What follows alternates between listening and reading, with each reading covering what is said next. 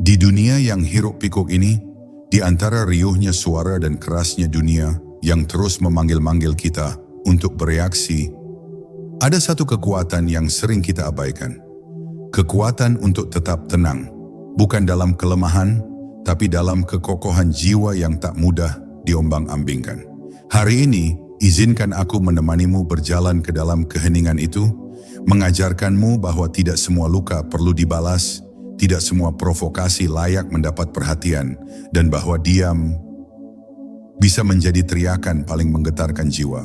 Sebelum kita menyelam lebih dalam, aku ingin berterima kasih dari hati yang paling dalam untuk kalian yang sudah subscribe, untuk kalian yang dengan tulus like video ini, dan untuk setiap komentar indah yang kalian tinggalkan.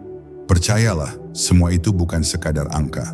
Itu adalah energi yang menguatkan, yang membuat perjalanan ini terasa lebih hidup. Terima kasih karena sudah menjadi bagian dari kisah ini.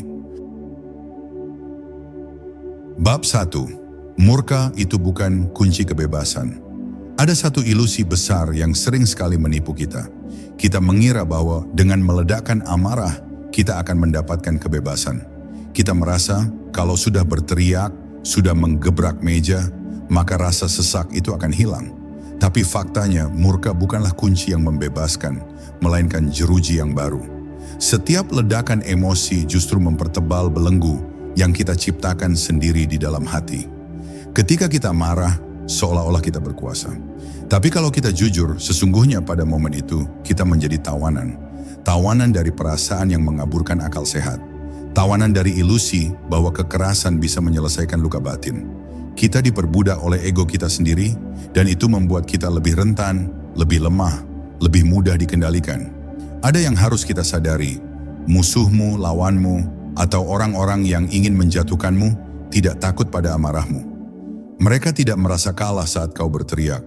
Justru mereka merasa di atas angin ketika melihat kau kehilangan kendali. Karena orang yang marah berarti orang yang tak lagi bisa berpikir jernih. Orang yang marah sudah membuka seluruh pertahanannya tanpa sadar.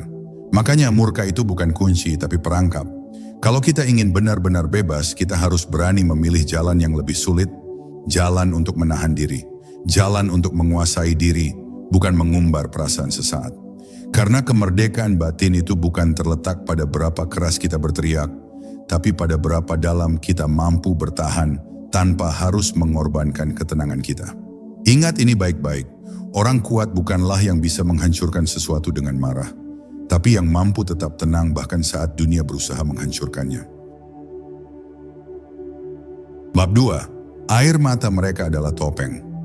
Seringkali kita terkecoh oleh air mata orang lain. Kita melihat mereka menangis, merintih, atau memelas, lalu dengan cepat kita berpikir, mereka pasti tulus, mereka pasti menderita. Tapi sayangnya, hidup tidak sesederhana itu. Tidak semua air mata adalah cermin dari jiwa yang murni. Banyak air mata yang hanyalah topeng.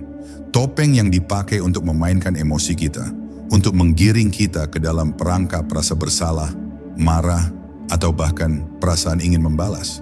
Mereka tahu bahwa manusia yang berempati mudah digiring dengan isyarat-isyarat palsu. Sebab itulah, air mata menjadi senjata yang sangat efektif. Satu tetes tangisan bisa membelokkan jalan pikiran seseorang yang tadinya teguh menjadi rapuh. Ketika kita terpancing oleh sandiwara ini, kita kehilangan pegangan. Kita mulai ragu pada kebenaran yang kita yakini. Kita mulai bertanya-tanya, jangan-jangan aku yang salah? Padahal dari awal semua itu sudah disusun rapi untuk menjatuhkan kita. Orang yang ingin memanipulasi tidak perlu berteriak atau mengancam. Mereka cukup berpura-pura sebagai korban. Mereka bermain dalam ranah perasaan kita, mengaduk-aduk rasa kasihan, rasa bersalah, dan rasa ingin membela. Mereka tahu bahwa emosi adalah jalan pintas untuk merusak logika kita. Dan begitu kita masuk ke dalam permainan itu, kita sudah kehilangan posisi terbaik kita. Posisi untuk melihat dengan jernih dan bertindak dengan tenang. Karena itu, penting untuk kita sadar, jangan langsung percaya pada air mata. Bukan berarti kita menjadi keras hati, bukan berarti kita harus menjadi kejam. Tapi kita perlu menjadi bijak. Kita perlu belajar membedakan mana tangisan jiwa yang tulus dan mana tangisan buaya yang penuh tipuan. Tidak semua orang yang menangis itu lemah. Tidak semua yang terseduh itu perlu diselamatkan. Kadang justru mereka yang menangis adalah dalang sesungguhnya dari kekacauan yang kau alami. Ingatlah teman-teman, ketulusan itu bukan cuma bisa dilihat dari mata yang berair. Ketulusan itu terasa dari getaran yang tak bisa dipalsukan. Belajarlah mengenali itu. Karena saat kita bisa membedakan mana air mata sejati dan mana air mata palsu, saat itulah kita berhenti menjadi boneka yang dimainkan oleh drama orang lain. Bab 3, amarahmu memberi mereka kemenangan palsu. Seringkali kita berpikir bahwa dengan marah, dengan menunjukkan betapa terluka atau terhinanya kita, maka kita membalas perlakuan buruk mereka. Kita membayangkan bahwa kemarahan kita adalah tamparan balik yang membuat mereka menyesal. Tapi kenyataannya sangat jauh dari itu. Setiap kali kita kehilangan kendali, justru kita sedang memberikan mereka apa yang mereka inginkan. Kemenangan palsu. Mereka tidak butuh bukti bahwa mereka benar. Mereka hanya butuh melihat kita jatuh ke dalam lubang yang mereka gali. Setiap letupan emosi yang tak terkendali, seolah berkata pada mereka, "Lihat aku tidak kuat, lihat aku terpukul." Dan itulah yang mereka cari. Mereka haus akan reaksi kita, karena dari sanalah mereka bisa merasakan superioritas semu. Kita pikir kita sedang menunjukkan perlawanan, padahal kita justru menunjukkan kelemahan. Kita membiarkan diri kita menjadi pemain dalam panggung mereka, dan lebih buruk lagi, kita membiarkan mereka yang memegang naskahnya. Mereka tidak butuh argumen yang kuat, mereka tidak butuh pembuktian bahwa mereka lebih baik. Mereka hanya butuh membuat kita kehilangan kendali atas diri sendiri. Dan saat itu terjadi, mereka merasa menang, walaupun itu adalah kemenangan yang palsu. Karena kemenangan mereka lahir dari kekacauan yang mereka ciptakan di dalam hati kita, bukan dari keunggulan nyata. Mereka berdiri di atas reruntuhan emosi kita, bukan di atas keunggulan sejati. Kalau kita ingin benar-benar menang, kita harus menyadari ini. Kemenangan bukan tentang siapa yang paling keras bersuara, tapi siapa yang paling kuat menjaga kedamaian batinnya. Orang yang mampu tetap tenang di tengah provokasi adalah orang yang sesungguhnya memegang kekuatan. Sementara orang yang marah-marah tanpa arah hanyalah pion yang digerakkan oleh tangan-tangan yang ingin melihatnya jatuh. Jadi mulai sekarang, jangan serahkan kemenangan itu kepada mereka. Jangan biarkan mereka merasa berhasil membuatmu kehilangan dirimu sendiri. Simpan amarahmu, peluk kedamaianmu, dan biarkan mereka kebingungan sendiri menghadapi ketenanganmu yang tak bisa mereka kendalikan. Bab 4. Ketika kau meledak, mereka tertawa diam-diam. Sadarkah kalian? Setiap kali kita meledak dalam kemarahan, orang-orang yang sebenarnya ingin menjatuhkan kita itu tidak merasa takut, tidak merasa malu, apalagi menyesal. Mereka justru menertawakan kita. Diam-diam penuh kepuasan. Mereka melihat kita seperti melihat pertunjukan, melihat kita berteriak, meradang, kehilangan kendali, bagi mereka adalah hiburan yang sangat mahal. Karena apa? Karena itu berarti usaha mereka berhasil. Mereka berhasil membuat kita terpancing dan memperlihatkan sisi paling rentan kita. Bayangkan betapa ironisnya. Kita mungkin berpikir bahwa ledakan kita menunjukkan kekuatan. Kita mungkin merasa, akhirnya mereka tahu aku tidak bisa dipermainkan. Padahal di mata mereka, kita justru tampak seperti boneka yang gampang ditarik talinya. Setiap kata kasar, setiap gerakan tangan yang marah, hanya memperlihatkan bahwa kita sudah tidak lagi menguasai diri sendiri. Dan itulah yang mereka inginkan sejak awal. Provokasimu adalah tepuk tangan mereka. Kelemahanmu adalah piala kemenangan mereka. Lebih buruk lagi, seringkali setelah kita meledak, datang penyesalan. Kita merasa malu, merasa bersalah, merasa tidak seharusnya bertindak sebegitu emosional. Tapi pada saat itu, semuanya sudah terlambat. Keretakan sudah terjadi. Kepercayaan orang lain bisa saja hilang. Citra diri kita rusak di mata banyak orang. Sementara mereka yang memancing kemarahan kita, mereka tinggal duduk santai, menikmati kehancuran yang tidak perlu mereka lakukan sendiri. Karena itu teman-teman, kita harus belajar dari kesalahan-kesalahan ini. Kita harus sadar bahwa ledakan amarah bukanlah senjata, melainkan jerat. Setiap kali emosi menguasai kita, kita harus ingat satu hal. Adakah aku sedang memberikan kemenangan kepada orang yang tidak layak menerimanya? Kalau jawabannya iya, maka tahanlah. Diamlah. Simpan tenaga kita untuk hal-hal yang lebih berharga daripada sekadar meladeni permainan licik orang-orang kecil. Mari belajar untuk menertawakan provokasi dengan ketenangan, bukan dengan kemarahan. Karena ketenangan adalah bahasa para pemenang sejati. Dan percayalah, tidak ada yang membuat musuhmu lebih bingung daripada melihatmu tetap tersenyum saat mereka mati-matian berusaha membuatmu hancur. Bab 5. Tangisan buaya bukan tangisan jiwa. Ada satu hal yang harus benar-benar kita pahami, teman-teman. Tidak semua tangisan lahir dari hati yang tulus. Tidak semua air mata berasal dari luka jiwa yang dalam. Ada yang menangis bukan karena menyesal, bukan karena sakit, tapi karena ingin memanipulasi. Inilah yang disebut dengan tangisan buaya. Air mata yang keluar bukan sebagai ekspresi kejujuran, melainkan sebagai alat untuk mengelabui, untuk menutupi kesalahan mereka, untuk menarik simpati dan membuat kita merasa bersalah atas sesuatu yang sebenarnya bukan kesalahan kita. Saat kita melihat seseorang menangis, refleks kita sebagai manusia yang penuh empati biasanya ingin segera menghibur, menenangkan, atau bahkan membela. Tapi disinilah bahayanya. Kalau kita tidak berhati-hati, kita bisa masuk ke dalam jebakan mereka. Kita menjadi korban kedua setelah diri kita sendiri. Kita mengira sedang membantu, padahal sedang memperkuat kebohongan mereka. Kita mengira sedang membela keadilan, padahal sedang menegakkan ilusi yang mereka ciptakan. Orang-orang yang memakai tangisan sebagai senjata tahu persis satu hal: manusia mudah melemah di hadapan air mata. Mereka tahu tidak semua orang bisa membedakan antara kesedihan yang murni dengan kesedihan yang direkayasa. Karena itu, mereka memainkannya dengan lihai. Mereka tahu kapan harus menangis, kapan harus merintih, kapan harus membuat diri mereka tampak tak berdaya, hanya supaya kita melupakan kejahatan atau tipu daya yang sebenarnya mereka lakukan. Maka dari itu, kita harus membangun ketajaman batin. Kita harus belajar membaca getaran di balik setiap tangisan. Bukan berarti kita menjadi orang yang sinis atau tidak berperasaan, tapi kita harus menjadi orang yang bijak.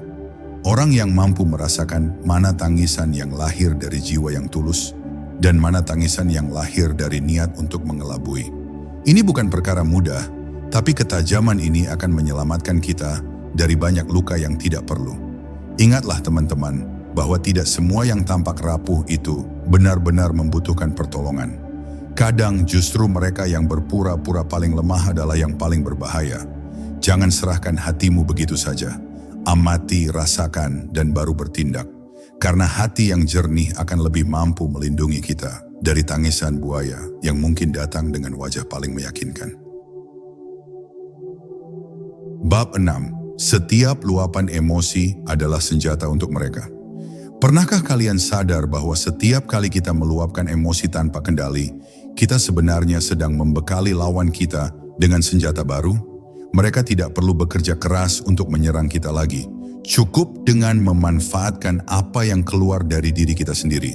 Setiap kata kasar, setiap tatapan penuh kemarahan, setiap gerakan impulsif, semuanya menjadi bukti nyata yang bisa mereka gunakan untuk membalikkan keadaan, memutarbalikkan cerita, dan menciptakan gambaran buruk tentang diri kita. Yang lebih menyakitkan, semua itu mereka lakukan dengan memanfaatkan apa yang secara sadar atau tidak sadar kita berikan kepada mereka. Saat kita meledak, kita membuka semua titik lemah kita.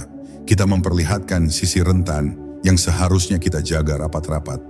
Dan lebih parahnya lagi, dalam kondisi emosi, kita sering mengatakan atau melakukan hal-hal yang sebenarnya tidak kita maksudkan. Kata-kata yang seharusnya tak pernah terucap, sikap yang seharusnya tidak pernah ditunjukkan. Semua itu akan direkam, diingat, bahkan disebarluaskan oleh mereka yang ingin menjatuhkan kita. Dan yang lebih tragis, sekali keluar, kita tidak bisa lagi menariknya kembali. Bagi mereka yang licik, luapan emosimu adalah seperti emas yang mereka gali tanpa perlu alat berat. Mereka hanya perlu sedikit menggali, sedikit memancing, dan sisanya kita sendiri yang menyerahkan hasilnya. Itulah kenapa semakin kita membiarkan emosi menguasai kita, semakin besar kekuatan yang kita serahkan ke tangan mereka. Kita bukan hanya kehilangan martabat, kita juga kehilangan kendali atas narasi hidup kita sendiri. Kita menjadi karakter dalam cerita orang lain, bukan lagi pemilik cerita kita. Karena itu, penting sekali untuk memahami satu hal. Pengendalian diri bukanlah kelemahan, melainkan pertahanan terbaik. Diam bukan berarti kalah. Tersenyum saat dihina bukan berarti menyerah. Menahan diri saat diprovokasi adalah kekuatan sejati yang jauh lebih menghancurkan bagi mereka yang ingin melihat kita hancur. Setiap kali kita menolak untuk meledak, setiap kali kita memilih untuk tetap tenang, kita sebenarnya sedang mematahkan senjata yang mereka harapkan bisa melukai kita. Jangan pernah lupa teman-teman, orang yang bisa mengendalikan emosinya adalah orang yang memegang kunci atas dirinya sendiri. Dan orang yang memegang kunci atas dirinya sendiri tidak bisa dikalahkan dengan cara apapun. Mereka yang ingin menjatuhkanmu akan kehabisan akal ketika melihatmu tidak memberi mereka apapun untuk digunakan melawanmu. Bab 7. Kau kira kau menang? Tidak, kau dipermainkan. Seringkali saat kita melampiaskan amarah, ada rasa puas yang seolah membuncah di dada. Kita merasa telah memenangkan sesuatu. Kita merasa telah membalas. Kita merasa telah menunjukkan kekuatan kita. Tapi mari berhenti sejenak dan tanyakan dengan jujur pada diri sendiri. Apakah benar itu kemenangan? Atau justru kita sedang dipermainkan? Karena sesungguhnya banyak dari kita yang tanpa sadar menjadi bidak dalam permainan orang lain, berpikir sedang berperang untuk kehormatan, padahal hanya sedang menghibur mereka yang ingin melihat kita tersungkur. Mereka yang ingin menjatuhkanmu tidak butuh serangan besar. Mereka cukup membuatmu marah. Mereka cukup membuatmu keluar dari jalurmu sendiri. Dan saat itu terjadi, tanpa kamu sadari, kamu sedang meninggalkan posisimu, meninggalkan kehormatanmu, dan membiarkan dirimu mudah diserang dari segala arah. Marah itu seperti meninggalkan benteng perlindunganmu dan berdiri telanjang di medan perang. Kamu tidak melindungi dirimu, kamu memperlihatkan seluruh celahmu. Jadi ketika kau berpikir, aku telah membuat mereka takut dengan kemarahanku, sebetulnya mereka sedang menahan tawa. Karena dalam amarahmu itu, mereka melihat semua yang perlu mereka ketahui. Kelemahanmu, ketidakmatanganmu, ketidakmampuanmu mengendalikan diri. Mereka mendapatkan semua informasi berharga tentangmu, tanpa harus menginterogasi, tanpa harus mencari. Mereka hanya cukup memprovokasi sekali, dan sisanya kamu berikan dengan cuma-cuma. Kemenangan sejati bukan diukur dari seberapa keras kita membalas, tapi seberapa kuat kita bertahan tanpa tergoyahkan. Bukan seberapa kencang kita berteriak, tapi seberapa kokoh kita berdiri dalam diam. Musuh tidak takut pada kemarahanmu. Musuh takut pada ketidakmampuan mereka untuk membuatmu bereaksi. Ketika mereka sadar bahwa apapun yang mereka lakukan tidak bisa menggoyahkanmu, itulah saat mereka benar-benar merasa kalah. Jadi lain kali ketika emosi memuncak, ingatlah ini. Jangan tertipu oleh rasa puas sesaat. Jangan kira kau menang hanya karena kau meledak lebih dulu. Pertahankan kendalimu. Pelihara ketenanganmu. Karena dalam ketenangan itulah kemenangan sejati bertumbuh, kokoh, dan akhirnya membungkam segala tipu daya yang ingin menghancurkanmu. Bab 8. Kendalikan dirimu, bungkam mereka. Di dunia ini, kendali atas diri sendiri adalah kekuatan yang jauh lebih dahsyat daripada kendali atas orang lain. Banyak orang sibuk ingin mengubah orang lain, sibuk ingin membalas, sibuk ingin mengatur dunia luar, tapi lupa bahwa kekuasaan terbesar justru terletak di dalam dirinya sendiri. Jika kamu bisa mengendalikan dirimu, pikiranmu, emosimu, reaksi-reaksimu, maka tidak ada satupun provokasi dari luar yang bisa menggoyahkanmu. Dan percayalah, tidak ada yang lebih membungkam orang-orang yang ingin menjatuhkanmu selain ketidakmampuan mereka membuatmu bergeming. Ketika kamu tetap tenang saat diprovokasi, kamu sedang meruntuhkan seluruh rencana mereka. Mereka mengharapkan kamu marah. Mereka mengharapkan kamu gegabah. Mereka ingin kamu membuat kesalahan sehingga mereka bisa menunjuk dan berkata, "Lihat, dia lemah." Tapi saat kamu memilih diam, saat kamu memilih tersenyum tipis dan menatap dengan mata penuh keyakinan, semua rencana mereka runtuh seketika. Mereka tak bisa lagi memanipulasi narasi. Mereka tak bisa lagi memutarbalikkan keadaan. Kamu yang memegang kendali penuh. Orang yang bisa mengendalikan dirinya adalah orang yang benar-benar bebas. Tidak ada yang bisa memperbudaknya dengan hinaan. Tidak ada yang bisa mengguncangnya dengan fitnah. Dia bebas dari jebakan emosi yang ingin dipasangkan ke dalam dirinya. Dia tidak hidup dari reaksi atas apa yang dilakukan orang lain, melainkan dari prinsip dan nilai yang ia pegang teguh. Inilah kebebasan sejati, bukan bebas melakukan apapun, tapi bebas untuk tetap menjadi dirimu sendiri, bahkan saat dunia berusaha menarikmu ke dalam kekacauan. Bungkam mereka bukan dengan membalas kata-kata kasar dengan kata-kata yang lebih pedas. Bungkam mereka dengan ketenangan yang tidak bisa mereka patahkan. Bungkam mereka dengan sikap yang tetap anggun meskipun dihujani hinaan. Bungkam mereka dengan senyum tenangmu yang mengisyaratkan bahwa kamu melihat lebih dalam, lebih bijak, lebih kuat daripada mereka yang hanya sibuk menyerang dari kejauhan. Setiap kali kamu memilih kendali, kamu sedang menunjukkan bahwa kekuatanmu ada di luar jangkauan mereka. Jadi teman-teman, mulai hari ini tanamkan dalam hati, aku akan mengendalikan diriku, bukan untuk membuktikan apa-apa kepada dunia, tapi untuk menjaga diriku sendiri. Aku akan menjaga kedamaianku sebagai harta yang paling berharga. Karena di dunia yang penuh tipu daya ini, orang yang bisa menjaga dirinya tetap jernih dan tenang, dialah yang akhirnya memenangkan segalanya, tanpa perlu berkata satupun kata. Bab 9. Diammu lebih menakutkan dari ledakanmu. Ada kekuatan besar dalam diam. Diam bukan berarti menyerah. Diam bukan berarti kalah. Diam adalah senjata halus yang bekerja jauh lebih dalam daripada ributnya suara atau kerasnya ledakan kemarahan. Ketika kita memilih diam di tengah provokasi, kita sedang menciptakan misteri yang tidak bisa dibaca lawan.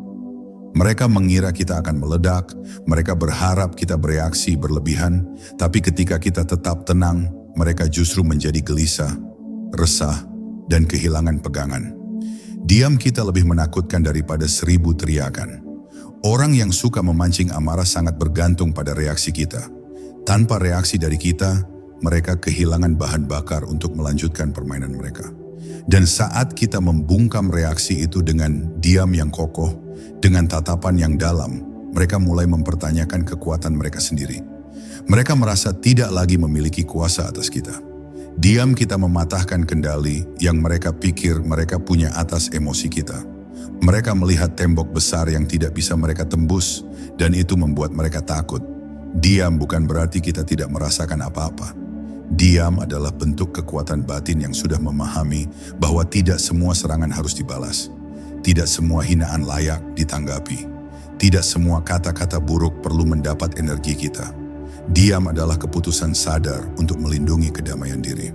Untuk menjaga agar kita tidak terjerumus ke dalam lubang yang mereka gali untuk kita. Diam adalah bentuk penghormatan tertinggi kepada diri sendiri.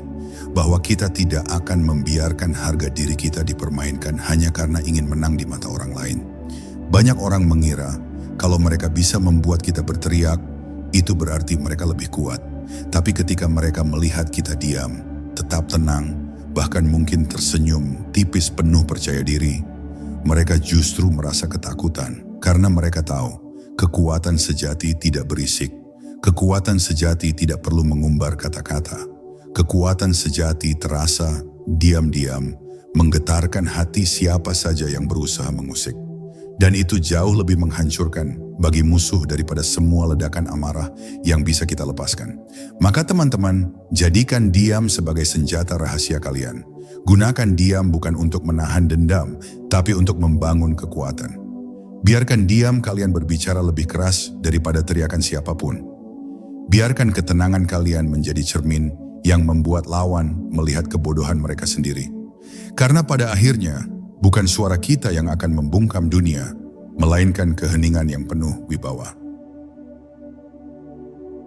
Bab 10. Jadilah lautan tenang yang menenggelamkan segala tipu daya. Bayangkan sebuah lautan yang begitu luas, begitu dalam, begitu tenang. Dari permukaan ia tampak damai, tidak ada riak besar, tidak ada gelombang liar.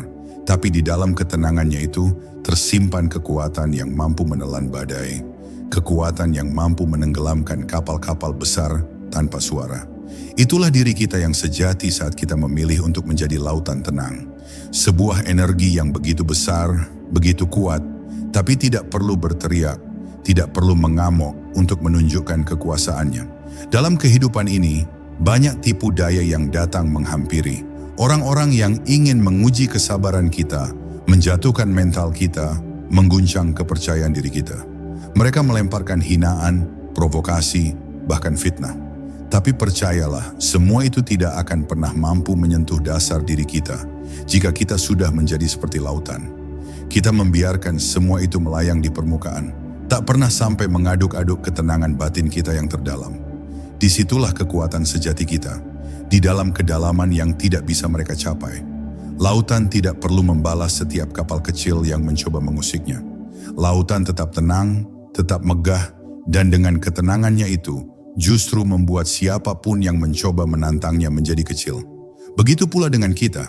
Kita tidak perlu membalas setiap kata buruk dengan kata lebih buruk. Kita tidak perlu membuktikan apapun kepada orang-orang yang tidak mengerti nilai kita. Kita hanya perlu menjaga ketenangan itu, merawatnya, menjadikannya bagian dari identitas kita. Karena dalam ketenangan itulah tipu daya kehilangan kekuatannya. Saat kamu menjadi lautan, tipu daya tidak lagi memiliki tempat. Kebohongan tidak lagi menemukan ruang untuk tumbuh. Karena semua yang mereka lemparkan, semua yang mereka usahakan untuk menjatuhkanmu, tidak lagi mendapat reaksi, tidak lagi mendapat balasan. Mereka hanya akan lelah sendiri, kecewa sendiri, dan pada akhirnya menyadari bahwa mereka sedang bertarung melawan sesuatu yang jauh lebih besar daripada yang bisa mereka kendalikan. Dan pada saat itulah, kamu benar-benar menang tanpa perlu mengangkat satu jari pun. Jadi, teman-teman, pilihlah menjadi lautan. Jadilah begitu luas, begitu dalam, dan begitu tenang, hingga tidak ada badai apapun yang bisa mengguncangmu. Jadilah kekuatan sunyi yang membuat segala tipu daya tenggelam dalam ketidakberdayaan mereka sendiri. Jadilah pribadi yang tidak pernah terombang-ambing oleh ombak kecil, karena kamu tahu dirimu lebih besar, lebih dalam, dan lebih kuat dari apapun yang mencoba menghancurkanmu. Dan kini saat perjalanan kata-kata ini perlahan sampai di ujungnya, aku ingin kau ingat satu hal. Di dalam dirimu ada samudera ketenangan, ada kekuatan sunyi yang tak bisa dihancurkan oleh amarah siapapun. Biarkan dunia berteriak sesuka hatinya. Kau tetap berdiri, kokoh, diam, dan penuh wibawa. Karena dalam diam itulah kau menemukan kekuatanmu yang sejati. Terima kasih sudah menemani hingga akhir video ini. Terima kasih untuk hatimu yang mau mendengarkan. Terima kasih untuk jempolmu yang menekan like sebagai tanda apresiasi. Terima kasih untuk komentarmu yang membawa energi positif. Dan terima kasih untuk kepercayaanmu menekan subscribe agar kita bisa terus berjalan bersama. Sampai jumpa di video berikutnya. Tetaplah menjadi lautan yang menenggelamkan segala tipu daya dengan keheningan yang tak terkalahkan.